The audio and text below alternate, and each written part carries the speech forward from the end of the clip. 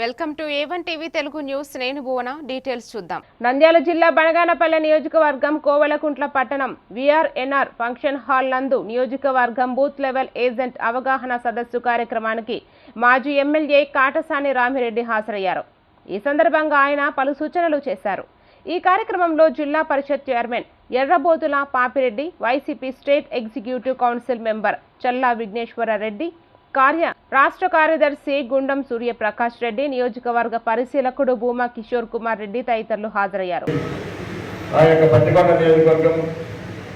ఈ విధంగా బనగానపల్లి సపరేట్ గా ఒక నియోజకవర్గం ఏర్పడడం జరిగింది.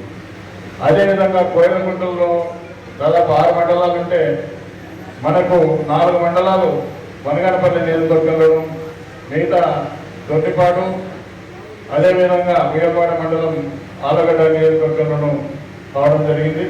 మరి గతంలో ఉండే 4 మండలాలు, కోయలకుంట నియోజకవర్గంలో ఉండే 4 మండలాలు, మరి బనగానపల్లి పూర్వపు పాండ్యం నియోజకవర్గంలో 2002 ఓటర్లు 2002 ఓటర్ల లిస్టు పరిశీలించినప్పటికీ దాదాపు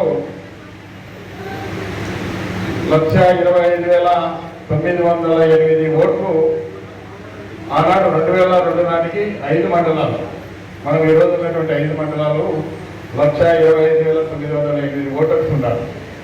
మరి ఈ రోజుకు దాదాపు 2,43,464 ఓటర్స్ ఈరోజు పెరగడం జరిగింది.